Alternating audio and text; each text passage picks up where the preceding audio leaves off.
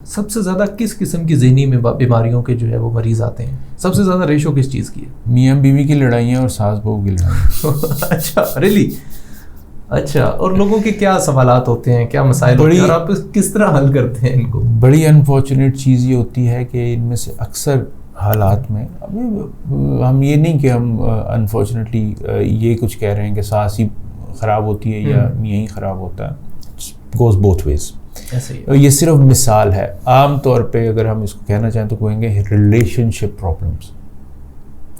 ठीक है, वो माँ और बच्चों के भी, बाप और बेटों के भी हो सकते हैं, कजन्स के भी, भाइयों के भी हो सकते हैं। तो एक्चुअली जो सबसे ज़्यादा प्रॉब्लम होता है वो हमारे यहाँ क्लिनिक्स में आता है, वो होता है इस तरह के जो रिलेशनशिप्स के इश्यूज़ हैं, लोग इनको रिजॉल्व नहीं कर पाते, उससे उदास होते हैं, दुखी होते हैं और उसको समझते हैं डिप्रेशन है।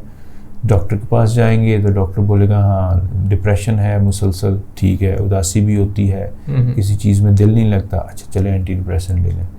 एक लेंगे, कुछ महीने के बाद दूसरी लेंगे, कई दफ़ा बहुत अरसे से होते हैं। तो सबसे मुश्किल काम ये होता है कि उनको ये बावर करवाना, उनको ये समझाना, क्योंकि दवाइयाँ लिखना तो सबसे आसान काम है। ऐसे ही सामने बैठ के वो जब आपको बता रहे होंगे कि मुझे तो दुख महसूस होता है, तो वो दुख कहीं से आ रहा है ना, उसको ढूंढ के निकालना और फिर उनको ये समझाना कि आपको मेडिसिन से हेल्प नहीं मिलेगी, थेरेपी से हेल्प मिलेगी, वो प्रैक्टिकल सोल्यूशन, वो कांटा निकालना पड़ेगा अगर आपने बेहतर महसूस करना है।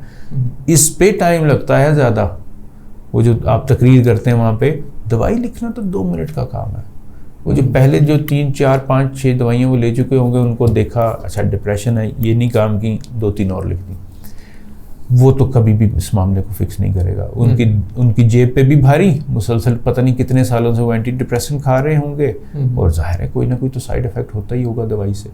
ऐसा नहीं कि कोई परमानेंट छाप छोड़ जाती है ये दवाइयाँ, लेकिन जब तक ले रहे हैं वजन बढ़ सकता है, ठीक है, इलेक्ट्रोलाइट्स, आपके नमकियात के इम्बैलेंस हो सकते हैं, उस पर ध्यान रखना तो ज़रूरी होता है। तो बहुत कॉमन मेरे अपने क्लिनिक्स में, जो दूसरों के क्लिनिक्स का मुझे नहीं पता, लेकिन मेरे क्लिनिक्स के अंदर मुझे तो ये लगता है कि 50% लोग जो है वो इस तरह के रिलेशनशिप इश्यूज़ को डिप्रेशन लेबल करके आते हैं। अच्छा। और उनको ये रास्ता दिखाना पड़ता है कि दोस्त आपको दवाई की नहीं, आपको तो थेरेपी की ज़रूरत है। अच्छा, ठीक है। अच्छा, वो सेशंस कुछ भी ज्वाइन करते हैं तो उसके बाद ये सक्सेस रेशो इसमें कितनी है नॉर्मली? सक्सेस रेशो तो जो इस तरह के रिलेशनशिप के इश्यूज़ हैं उसमें अगर हम एज्यूम करना चाहें तो उसको तो 100% कह सकते हैं। अच्छा, स्टूडेंट्स भी आते हैं आपके पास? एक साइकेट्रिस्ट के पास स्टूडेंट जाता है तो उसके क्या मसाइल होते हैं नॉर्मली? किस टाइप के ज़्यादा रेशो किस चीज़ की? इंसान सब जगह एक जैसे, हर शोबे में एक ही जैसे हैं, इसी तरह के मसाइल होंगे। शादी नहीं हुई अभी, उसके ज़्यादातर क्या प्रॉब्लम्स है? पाकिस्तानी स्टूडेंट्स अगर आते हैं जो स्टडी कर रहे हैं अभी, इसी तरह के मसाइल होंगे। दोस्त जो हैं वो अच्छे नहीं हैं, दोस्तों ने बुली किया होगा, या पढ़ाई में दिल नहीं लगता है, अटेंशन नहीं हो पा रही है। तो वो कोई इंसान मुख्तलिफ नहीं, किसी भी शोबे का हो। अच्छा। हम सारे ही इंसान जो हैं वो लाइफ में जब सेटबैक्स आते हैं उनसे रिएक्ट करते हैं बुरी तरह से। और आसान है ना जब हम कहेंगे कि ये जो मुझे बुरा लग रहा है या जो मैं गुस्सा करता हूँ या मैं कोई काम नहीं कर सकता, तो ये गालिबन किसी बीमारी की वजह से तो डिप्रेशन ही होगा।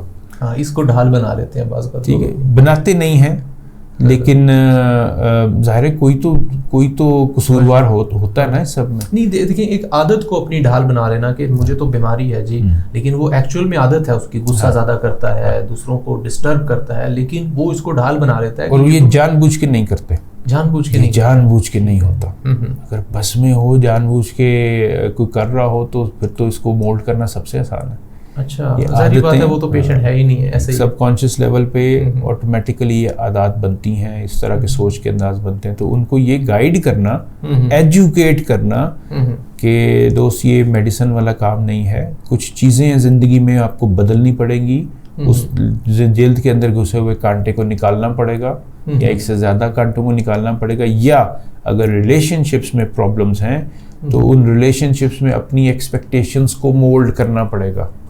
कौन शख्स आपके लिए क्या कर रहा है और क्या कर सकता है और आप क्या एक्सपेक्ट कर रहे हैं, इसको बैलेंस जब तक नहीं करेंगे तब तक दर्द महसूस होता रहेगा। ऐसी। अच्छा, एक और मुझे रेशो बताएं कि मेल्स की रेशो ज़्यादा है या फीमेल्स की रेशो ज़्यादा है आपके पेशेंट्स? बराबर ही है।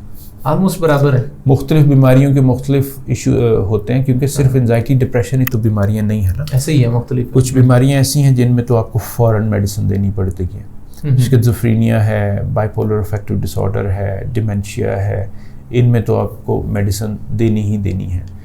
हाँ, जो डिप्रेशन एंजाइटी के हवाले से अगर आप बात करेंगे तो उसमें आमतौर पे देखने में यही आया है कि ख़वातीन का रेशो ज़्यादा है।